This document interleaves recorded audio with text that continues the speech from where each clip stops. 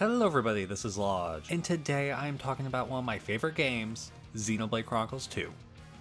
Xenoblade Chronicles 2 is really special to me, so I wanted to say before I really dove into this game, that this video will have a ton of spoilers sprinkled throughout it, just so I can talk about every aspect that I wholeheartedly love about this game.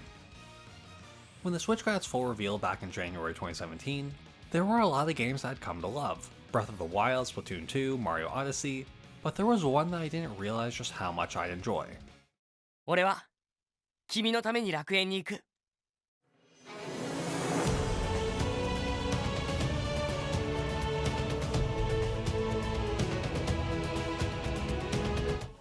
The first few trailers before the game released are interesting to me and fairly memorable. When these were coming out, I had yet to play the first Xenoblade Chronicles. I'd still have another year of getting used to that combat system. But after I did eventually beat Xenoblade Chronicles 1 and loved it so much, I quickly played through Ocarina of Time and then went straight into Xenoblade 2. Since it had been so long since I had seen those first few trailers, I honestly didn't really know what to expect from this game. I think I only really remembered that once again you are on big life forms you can explore, with them being the different titans. However, almost everything about this game was different from Xenoblade Chronicles 1. All the powerful weapons in this game were called blades and were actually people. I know it sounds kind of weird, but it's not like it's a demonic situation. Blades are still their own person, but their driver is able to use their weapon and together they are able to fight in tandem. Most of the blades you're going to be attached to are the ones you get throughout the story, and are actually some of the main characters. The two big ones are Pyra and Mithra, the Aegis. There are also some other blades that are used by the other party members, and they are part of the main group in the story as well. But there are some other blades you can get and have their own side quests that aren't gone during the story. The way you get them is to summon them with Blade Resonance, which is basically a gacha system. Yep, to get new blades, you have to leave it up to luck. Okay, it isn't purely luck, but it's practically luck. I don't know why they made the mechanic this way. Like, yeah, there is a story reason behind it, with Blade Course potentially being almost any blade, but it's so annoying when you want to get a specific blade and just can't. Despite my hours of playing, I only have like half of the blades. Like, I'd love to get KOS-MOS, but no. Someone at Monolith Soft just really didn't want me to have any cool blades. I really don't know why they made this system. Maybe loot boxes were just super popular around the time this game was being developed or something. It's especially weird because other than getting some cores when you buy the DLC, you can't actually spend money in this gacha system. You know, the thing this system was made for. I guess we should be thankful that they didn't put in a monetary system to make it even worse. And those blades that you get to be controlled by the drivers, and I love all the party member drivers so much. I know Rex gets a lot of hate in Xenoblade 2 because of his voice actor's screams, but I still really love him despite his screams. Though after Shulk's isn't too fair to compare them. I'll kill you! I do find myself thinking about Rex's screams a lot though, but I think Rex is still a really great character. I love how loyal he is to his promise to Pyra and Mithra to get them to Elysium, and his personality is great in this game, especially with how much he grows throughout the story. And talking about Pyra and Mithra, I really love their dynamic of inhabiting the same body, but having these different personalities. The whole scene when Mithra first appears is always really memorable to me for a few reasons. Please. What a cliche. Yeah! Rex? Ah! You're gonna pay for this! For Thunder! No. You have to go. You're a pain in the ass, little shit! Ah! I can't do it. Rex. Rex. Can't let you do this! So long, kid! Rex!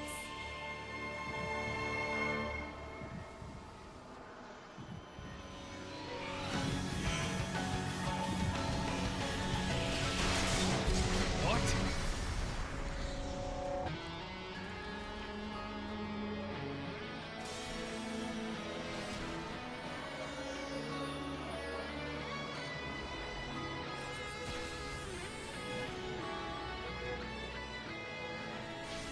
Pyra? What is this? You can't rewrite the act now. It's too late. Hey, idiot! Look out! Huh?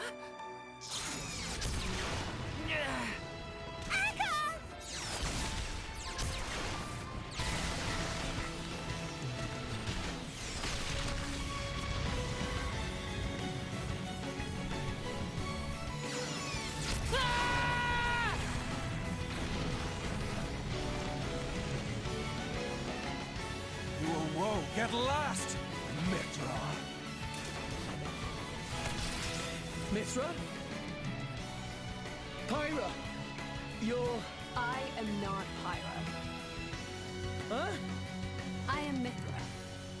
Pyra, she's a different self that I constructed. A different self? No time for that. Oh, okay. Now focus. You need to focus, or I can't transfer my power to you. No, it can't be!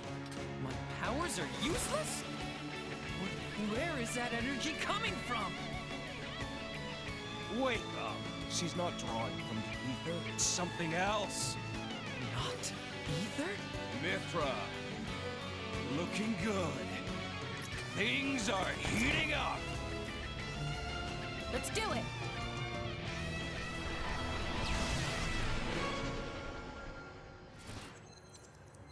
What is this? It's called foresight. I don't... A prediction of what will happen in the immediate future. Read their movements to find an opening, then counter. I get it.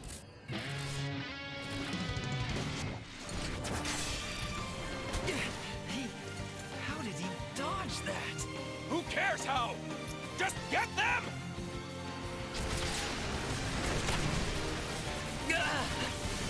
Piece of cake. You little... There's no way. There's no way to break their link. I don't think we're gonna beat them. This is it. The true power of the Aegis takes me back. I've waited so long to see it again. Mithra, welcome back! But I really do love Pyra and Mithra, especially seeing Mithra grow to like Rex. I think she goes through a great character development in this game. Also, as much as I love Pyra and Mithra's like combined form, I kind of wish you didn't have to choose one name or the other. Rex even brings up combining their names like Pythra or Myra, and I would have much preferred this to just choosing one of the names. I think a combination of the name could show significance to them being one person, but in my first playthrough I did choose Pyra. I also really enjoy the subversive reason as to why Pyra and Mithra want to go to Elysium, not necessarily because it's a utopia with unlimited resources, but because they want to ask the architect, their father, to end their lives. It can't end like this! Enough. Give up, Rex. Forget about us. Rex, please listen to what we have to say. Our power has done nothing but bring you pain. It would be better if such a power didn't exist. We told you we wanted to go to Elysium, but the reason why we wanted to go there was to beg our father to let us die. So forget us, Rex. For the sake of the world, abandon us. Abandon you? When you are injured, I feel your pain. When you feel pain, I feel the sorrow in your heart. What the hell? Has he finally cracked? You really think I can just stand by like this and watch someone I love suffer? You can make it to Elysium. You can make it, with or without us. So please. What would be the point of that? Listen, I swore to you. We're going to Elysium together. That's a promise. Rex. I'm going to Elysium for you.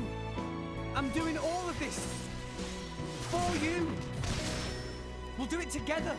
We'll find out together. We'll find your place in this world. Find out where we're headed and see what our future holds. So believe me, I won't let the world burn a second time. So, Pyra, Mithra, join me! There are a lot of moments of characters wanting to end their lives in this game. Jin spends his whole time in Torna wanting to end humanity. He didn't want to spend another minute without his driver Laura, but her words spurred him on to live 500 years in pain. However, Rex gave him hope for the future of humanity, that it won't end up like Torna did 500 years ago. Jin even gave his life for Rex's cause at the end. Jin.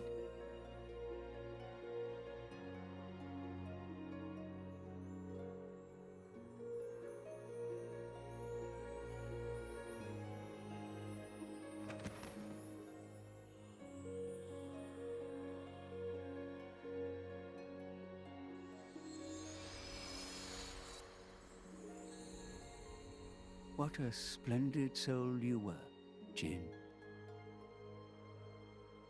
Jin. Amalthus is also somewhat a sympathetic villain with his mother being killed, but he still has somewhat of a Chosen One complex and actively does horrible things to Blades and the people of Allrest. Your duty is as dust in the wind compared to my destiny.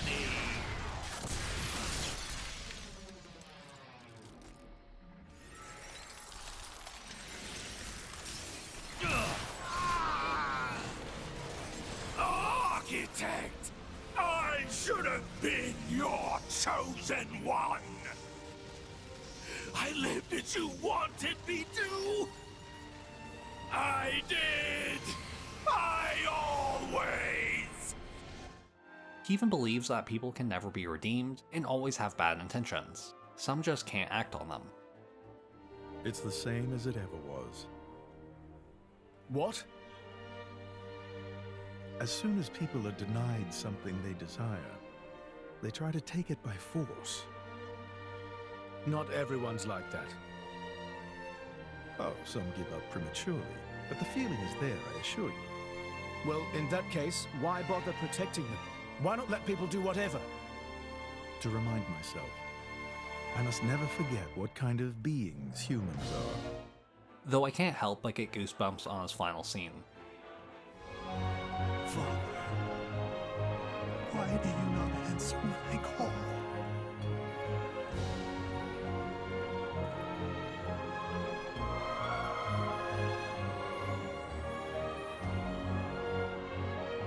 Mother, I've missed you. I really love how so many of the party members are also antagonists at some point throughout the story. Antagonists joining your party is one of my favorite cliches in games, and you get it like 3 times throughout the story. I love seeing how the characters actually grow fond of each other, especially Rex and Nia. It starts out with Nia dismissing Rex as just a kid who isn't fit for the job, then they get to know each other and have some really sweet moments. Until Nia expresses her love of Rex. I'm no longer afraid. This is who I am, Rex. What's the point in living if I have to hide? Thank you for helping me see. I love you, Rex. What?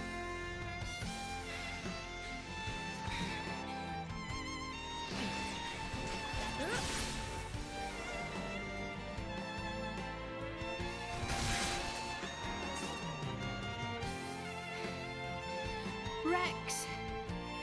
Nia, I love you too. Huh? I love you and all you guys. So, let's do this together.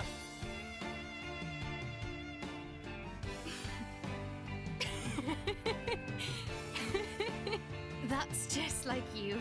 It's all I could ask for. I was so caught off guard when they revealed Nia to be a Blade. I didn't expect it at all. I specifically remember when she resurrected Niall back to life, I didn't put together that she was a Blade. In fact, all of Torna being blades was a pretty big surprise for me.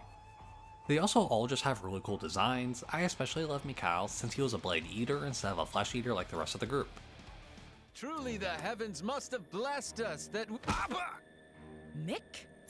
Please, shut up. Okay. But you also get this antagonist cliche with Morag and Zeke. Though Morag's is actually more for actually being against our party for some time, and Morag is actually fairly intimidating, being one of the strongest drivers out there, and with one of the strongest blades with Bridget. Zeke's just doing it to test the Aegis for Endel, though he's not really great at it. That saying, I love Zeke so much. All of his cutscenes are so full of character, and I probably watched his introduction scene way too many times to where I know what everyone will say. Looks like all the chat about the Aegis was true. Who are you?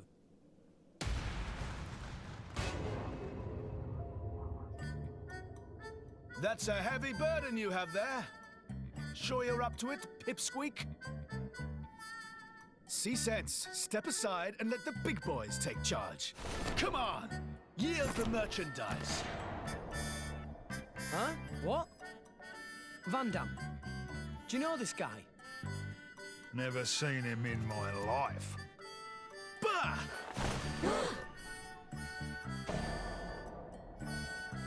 Wait. Are you...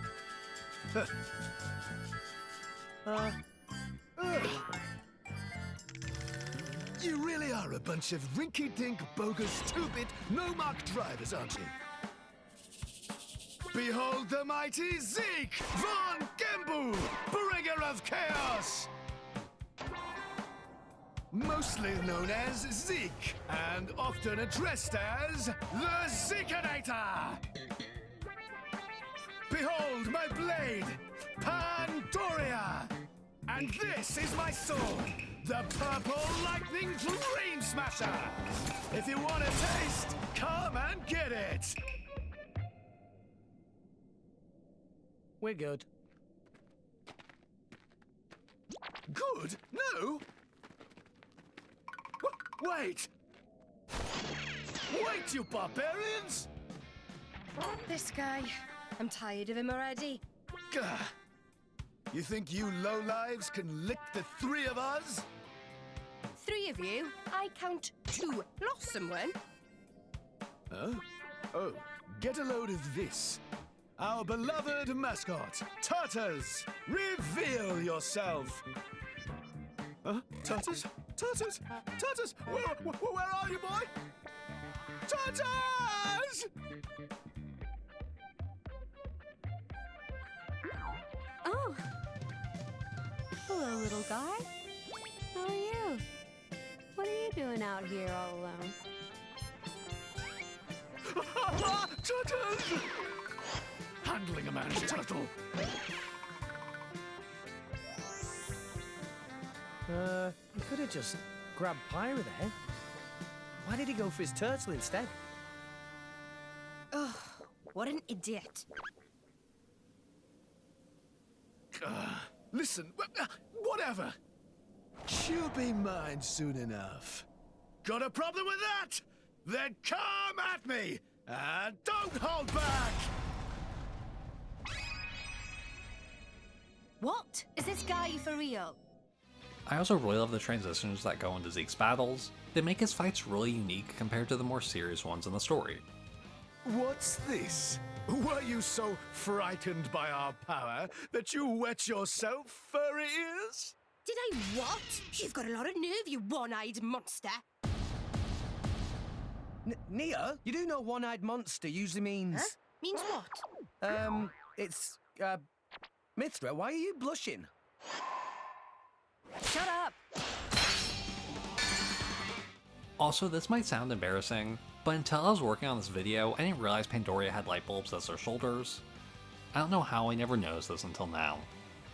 Also, each of the party members can also equip different blades that you get by summoning cores, but they all have one main one that you'll see be more of a character in the cutscenes, like Dromark and Bridget. However, there is one character who really gets only one blade, Tora, a Napon who couldn't summon a blade, so he made one himself. though by doing Poppy's different side quests, you can upgrade her into her different forms of Poppy QT and Poppy Cutie Pie. There are also blade quests that help you get to know more about the blades you already have, or they end up with you getting a brand new blade. These quests are also pretty well written. My life never amounted to much, to be honest with you. I did some reckless things in my time, all to be the center of attention. And every time I bungled something up, Vess and the kids would suffer for it somehow. But Vess, she stuck by my side all the same.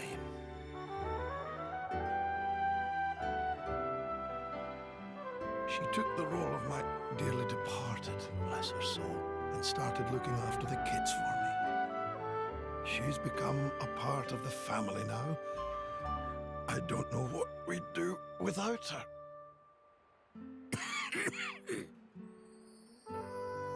And that's why I just want her to have a good life. Do you know what I'm saying? Are you all right? I'm fine. I just need to lie down for a bit. That seems like the best course of action. Let me just close my eyes a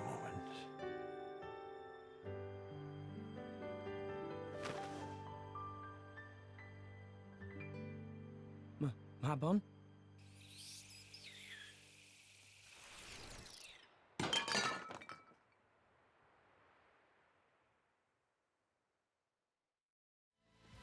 I really enjoyed the hearts to hearts in this game. For one, they're all voice acted, which gives them a lot more character and heart, but I also found a lot of them funny.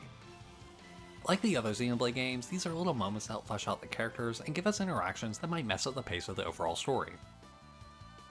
There's this one heart to heart that's been seared into my brain, and it's when Morag and Bridget try to cook a fish.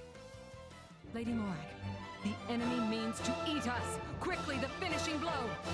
Very well. Hellfire! No, wait! If you do that, the food will be...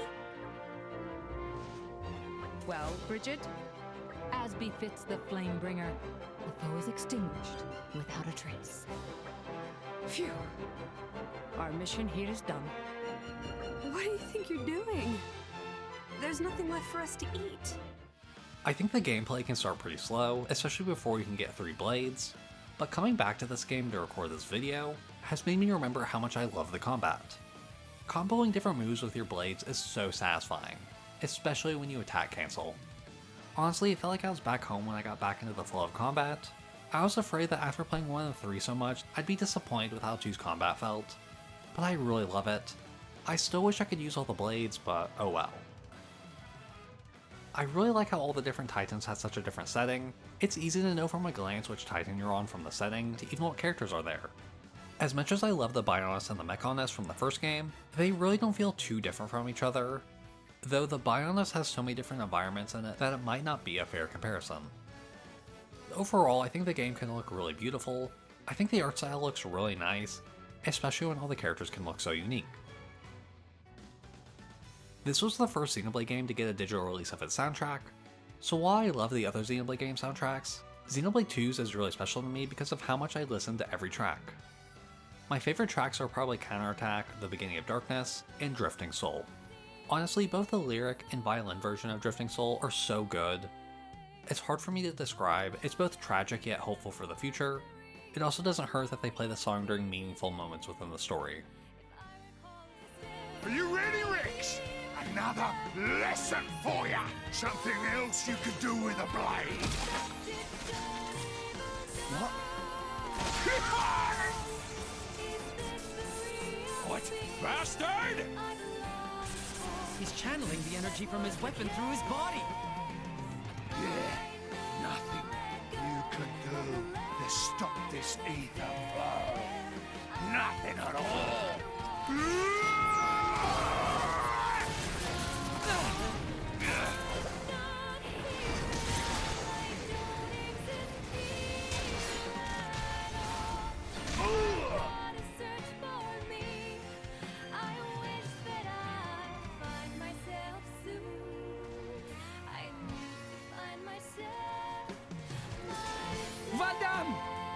it!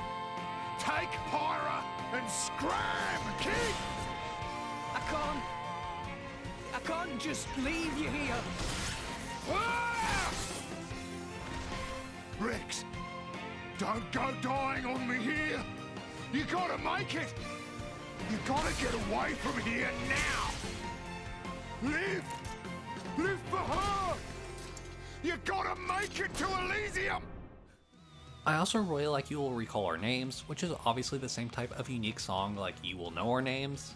I wish the series continued with this trend of having it be similar to Know Our Names, but this is the only Xenoblade game so far to do so, so I have to give it some extra credit.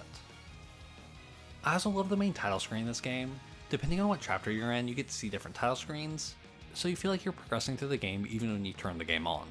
I wish this became a trend in future Xenoblade games. When I was first playing through the game, I didn't think there would be any connections to the original Xenoblade game. I thought it would be like Final Fantasy, maybe there's some little references and characters with similar names that would appear, but then we finally make it up to Elysium and finally find the Architect. And at the start of Chapter 9, we see a familiar cutscene. We see more of Klaus and Galia. When Klaus destroyed his current universe for the one he made in the first game, we actually get a bit more context onto what's happening, with humanity fighting something with mechs that looks a lot like sirens. But even if this cutscene looks much better than it did in the first Xenoblade game, it still ends the same way. Klaus activates the conduit and creates a new universe. However, that actually made it so that so many people and things disappeared into that universe, and the universe that we are in Xenoblade Chronicles 2 is what is left over from that original universe. In this universe, Klaus was able to keep his humanity, but he was only able to keep half his body, as the other half became Zanza. I love this revelation so much. It makes the story of Xenoblade 1 so much more interesting, and adds more to think about. It's also nice to see Klaus actually be a good guy in this game and help Rex, well, help him as much as he can. It's also really nice to hear Adam Howden as Klaus again. The connection between the two versions of Klaus also allows us to overhear the final battle that happened in Xenoblade 1. Today, we use our power to fell a god, and then seize our destiny!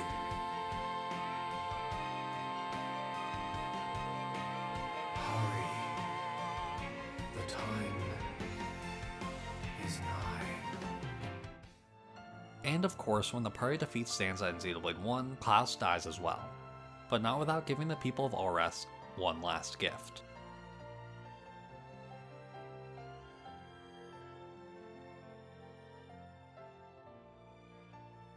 The last cutscene of the game might also be one of my absolute favorites in this game.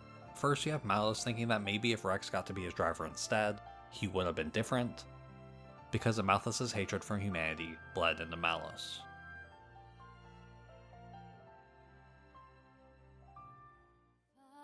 And second, when Numa has to stay behind to save Alrest, this scene still brings tears to my eyes. Numa begging Poppy to remember her promise to Mithra, and making sure everyone can get off the World Tree, Rex trying to convince Numa to go with them, or Rex struggling to stay with Numa. It's such a perfect ending, Rex having to accept Numa's decision, and in Zeke's words, She's the girl you love. You got to accept her decision. That's what being an adult means. And before they all leave, Numa gives Rex their full core crystal.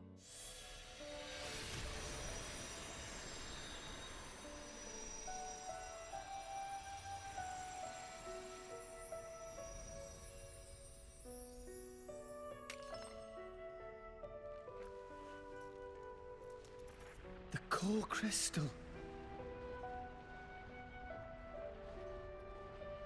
You'll be fine. Without me now. Pyra. Also, this song that plays as Numa is trying to save Alrest and the rest of the party is trying to flee is so good, especially when Numa's speech starts. Rex, I'm so glad to have met you. Our time together was short, a fraction of my longer years. But it's been warmer and brighter than any time I can remember before. You shone a light on my melancholy path. You showed me the way.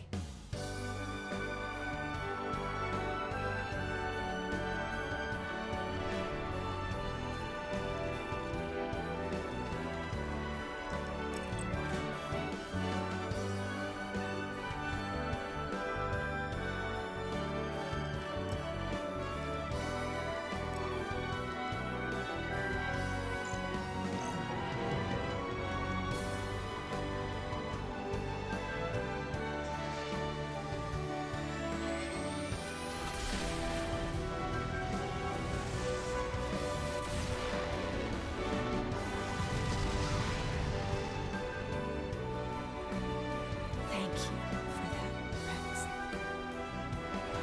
Thank you for that gift of light.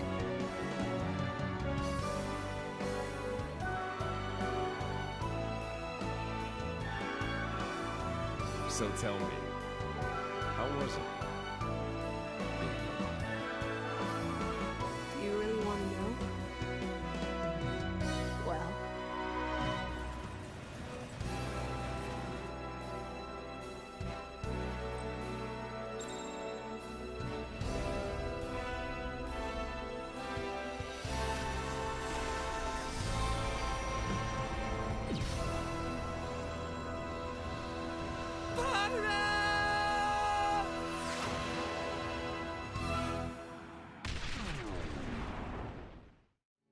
And the game ends with a whole new landmass forming, where all the Titans can drop off their peoples. KOS' final gift to all rest. And that core crystal that Numa gave Rex earlier, well, it forms again to have both Pyra and Mithra be present. A happy ending.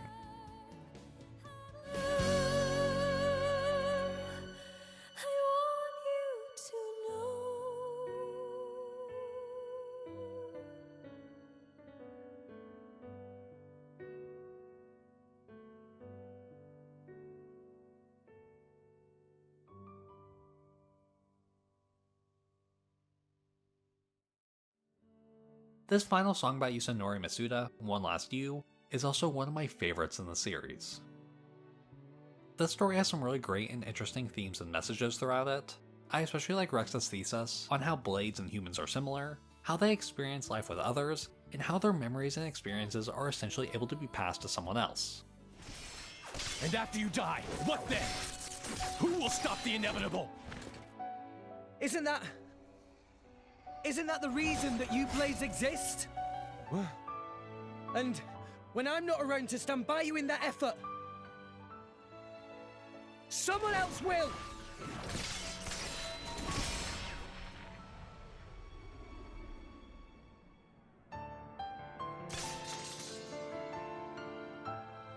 That's right. When a person dies, that's it for them. But their thoughts and memories will always be passed on to someone else.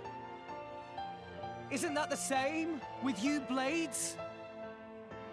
Your past selves get passed down to someone else to become your new selves? Isn't that how you've always lived? We're no different.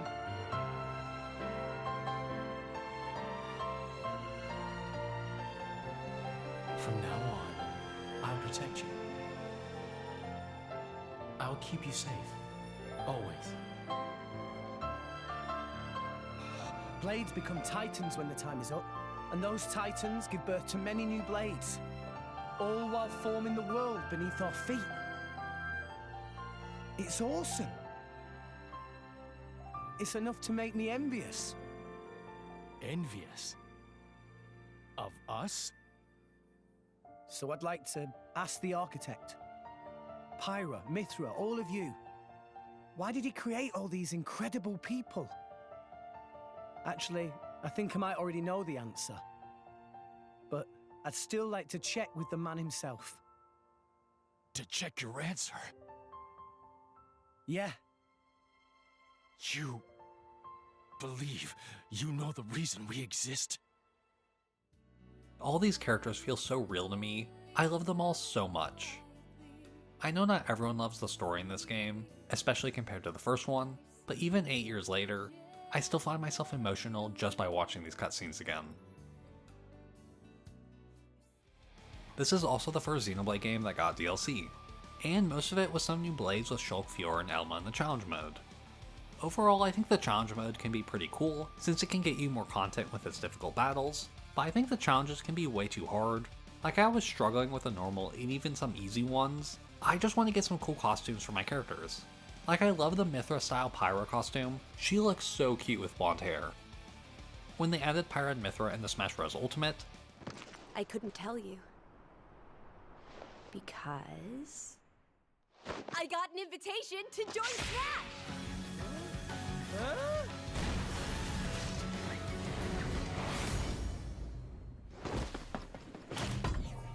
Talk about a tight spot. Mythra? Let me handle this.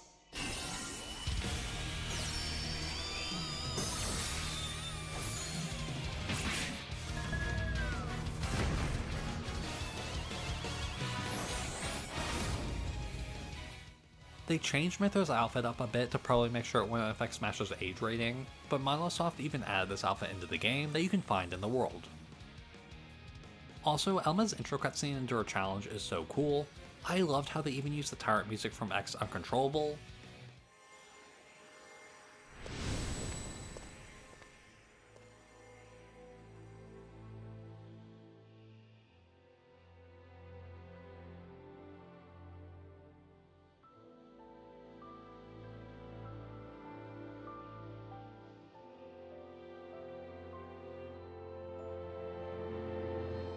Incredible. What a stunning view.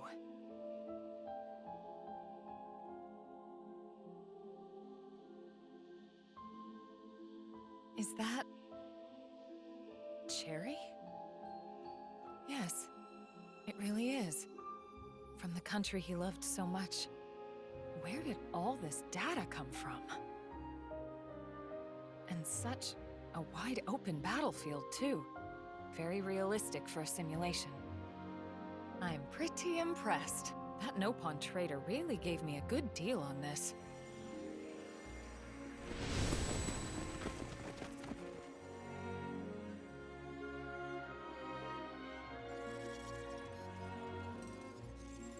Prone. I see. So you're my enemies, then. Only this many, though? I'll have to tell him to crank up the difficulty next time. Fortune favors the bold. I'll ambush them with some ranged arts. Sliding slinger! That dent. I'll move in and keep the rhythm going. Quick shot!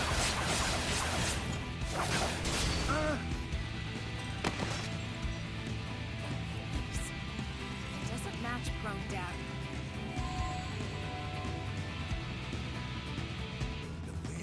Simulator bugging out? Seems best to clear them out quickly.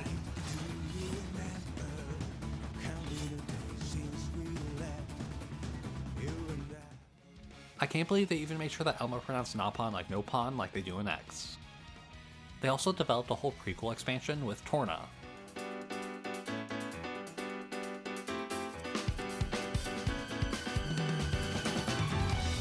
Torna is a prequel campaign that takes place during the Aegis War 500 years before the main campaign. Malice is still the main bad guy, but you get to play as Laura and Jin. Yep, you get to see Jin's backstory. Jin has always been really cool, but this expansion gives you another side of him that I love. Also, Laura is a great Xenoblade protagonist. I feel like she's kind of forgotten compared to the other protagonists, but she's great. She has a fairly sad backstory, but is still able to be a good person. The party in this DLC is fairly small compared to the main game, but you are able to play as Adam, the original driver of the Aegis, Mythra. Yep, this is Mythra's expansion. Pyra is nowhere in sight for most of it. And it's really great to see Mythra's personality in this expansion, as she's learning how to live and how she's more naive and less cynical than she is in the main campaign. I also feel like Adam is a pretty good father figure to Mythra. I wish we got to see more of them together, but that's just how the story goes. Blades being the way that they are, it makes sense why we see so many of them reappear in this expansion, even though they are also in the main game 500 years in the future, like Bridget and Hayes. But they also reused Niall's model for Hugo, who's his ancestor, which makes sense, but it is weird.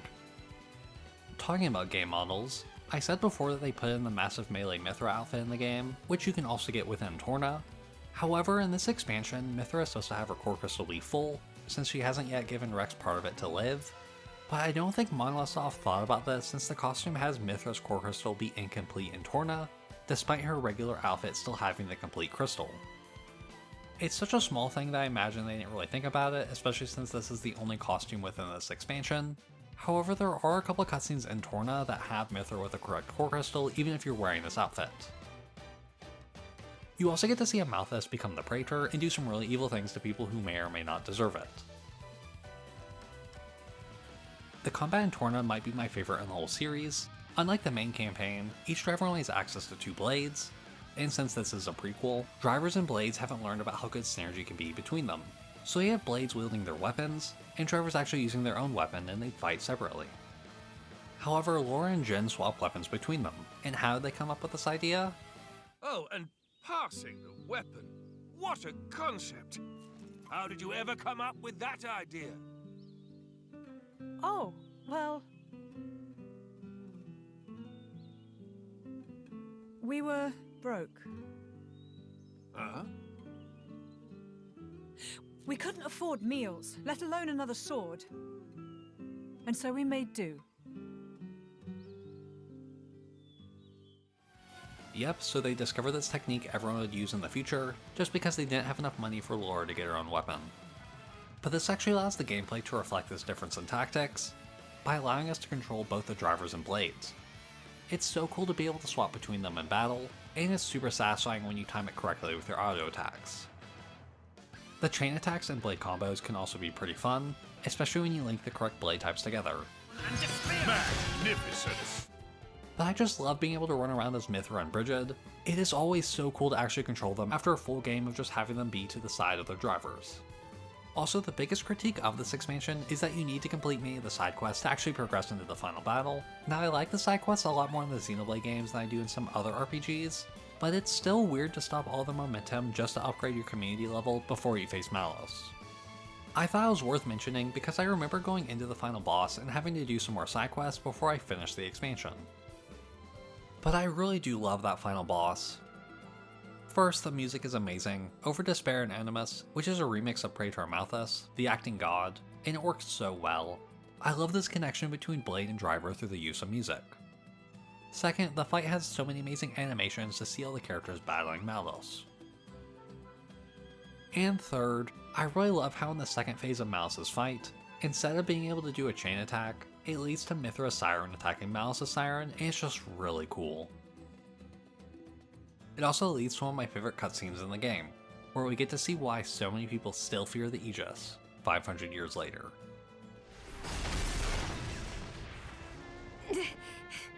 Can't do it. I can bring it out of you!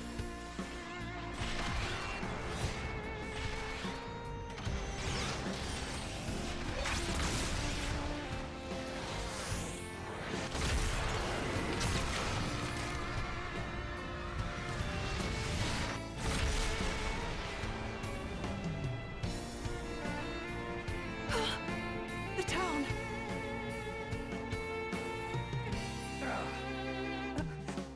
This can't be real.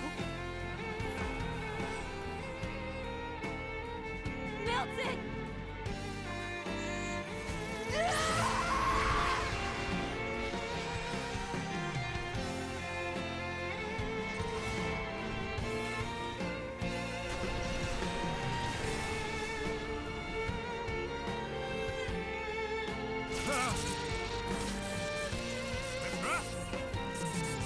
What is that?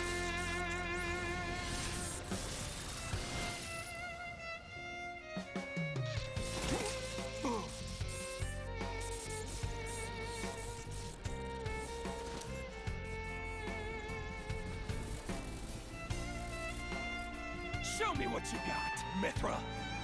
Do it! Make me proud!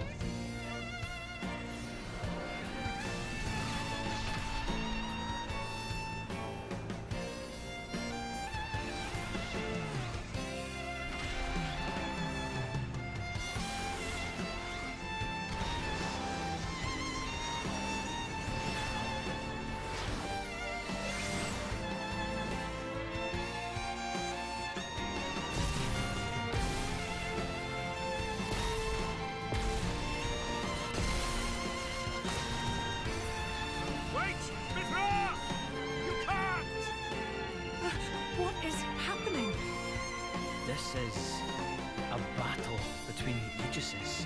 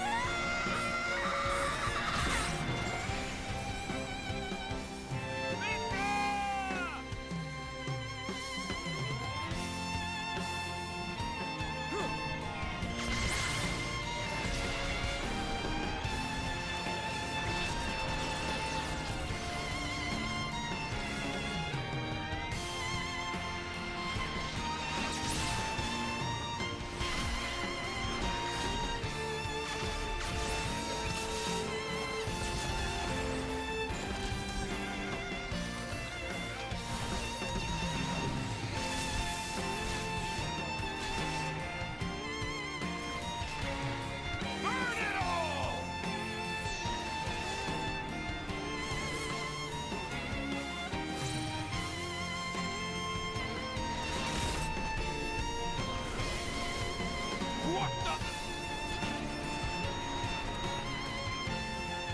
Mithra!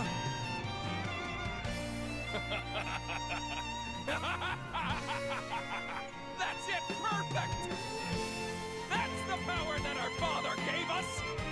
It's what the world has cried for since its birth!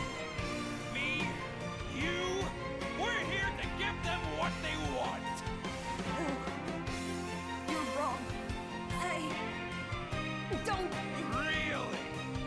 Then I'll just have to claim all the destruction for myself!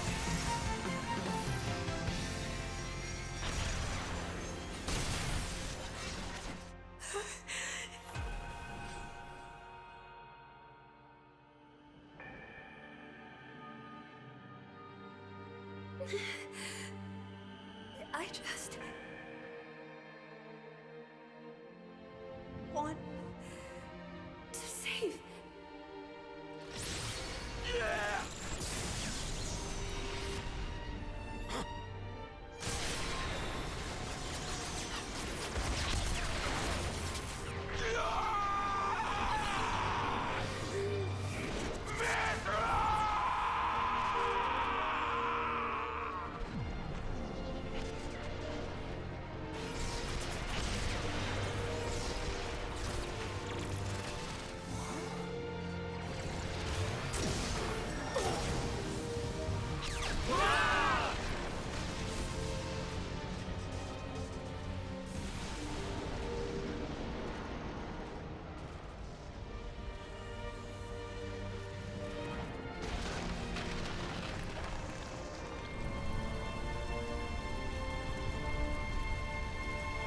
Our nation, our people. My brother, we must flee before we lose the ground beneath our feet. Did you heed me, brother?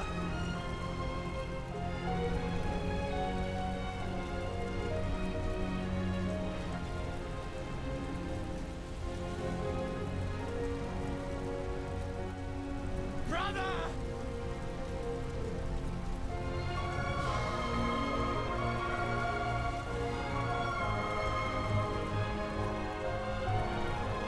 My brother!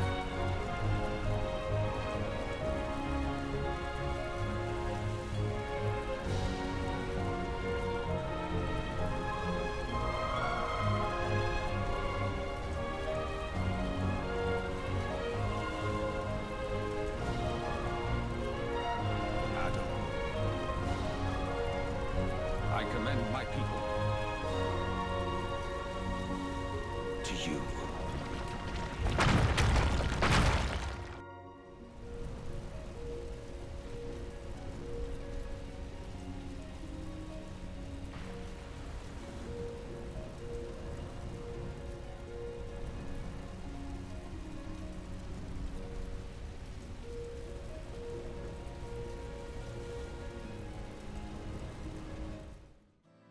With Mithra's devastation of the Titan Torna and Milton's death, Mithra can't handle it and actually creates a split personality with Pyra.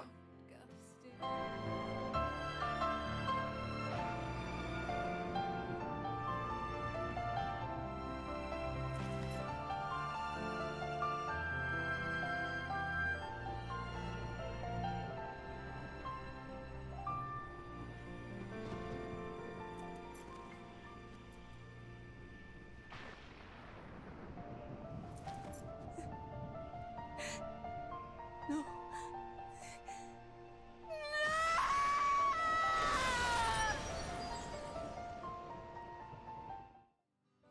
I really love this explanation as to why Mithra and Pyra are the way that they are.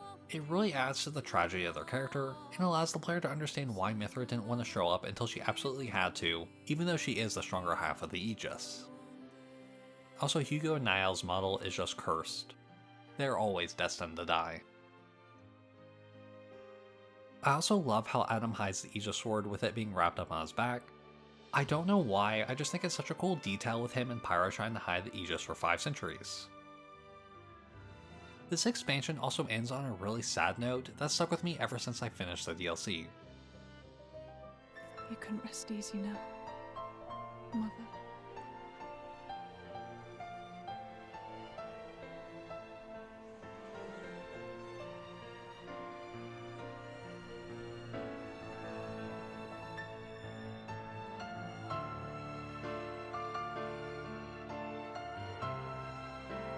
Somebody turned Gort into that horrible thing. Did they mean to kill us? I don't know. But Malos dying won't necessarily be enough to bring peace to the world. That I am certain of. As long as there are people. There'll always be strife, I suppose. Don't say that. Things can change. There's always hope. Don't you think, Jin? Yes, you're right. As long as blades and humans are bonded to each other. Surely, someday. But that moment will shine us through to the sky. So don't look back, let the moment be forever. Speed of time was different for us. Not to say that was all bad. Nonetheless, those moments. In the course of a lifetime, a man will see uncountable meetings and partings. Yet, as your life's candle sputters and dies, whose face is it that rises to greet you? Happy is the man who can sleep in the comfort of the smile he sees then. No, I don't wish for forever. Even just for one moment. It's enough if it's with her. And yet, what is the man to do who has not been afforded that chance? The road stretches on without end. I cannot but walk down it. As long as I keep walking, I can hold out hope that one day the time may come when I see her smile again. That hope keeps me afloat. You won't come back. This is the road I must walk. Our paths won't cross. But should we, in fact, ever meet again, on that day,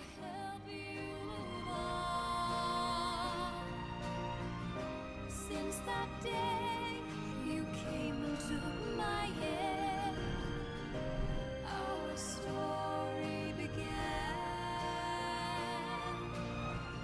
So don't be scared to reach out for someone. I know you will be fine.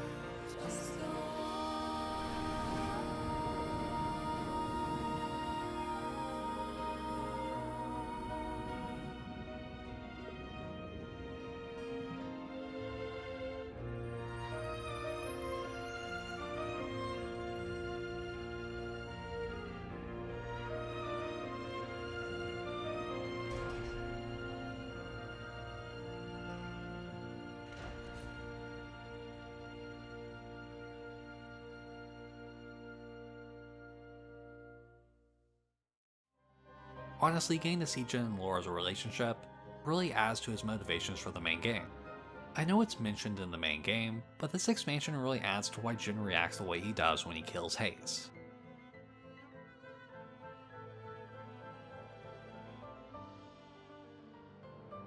And being able to see these characters interact together, even if some of them don't remember it. It's so cool. Xenoblade 2's world and history is really deep, and it's a wonder to experience. I've had the idea to do this kind of video for every Xenoblade game since I made the first one back in 2022, but I specifically wanted to do a video on Xenoblade 2 since last November, and I've only just now finally got around to doing it. When I first thought of doing it, I thought I'd say some things that I liked about it, and say it's a solid third in the series. But after playing it and rewatching the cutscenes for this video, I can confidently say that I really love Xenoblade 2. The characters and story are amazing, and the combat is so fun. Even despite some of the negative aspects of this game like pulling blades, I still love this game so much. Big shout out to Event Theater. Without this, I wouldn't have been able to get all these cutscenes easily, and it's just nice to rewatch these cutscenes again after so long anyways. Also, fun fact, you can select no credits for the final cutscenes, which I thought would have just skipped them entirely, but nope. It just removes the text and still has some parts that play as they would have. So for a bit, you have a black screen and then you can watch these little snippets on like 1/3 of the screen. After making this video, I want to go back and play through Xenoblade Chronicles 2 and Torna all over again. If you somehow made it to the end of this video and haven't played Xenoblade Chronicles 2 before, please play it. Don't listen to the completely negative reviews. There's so much to love here.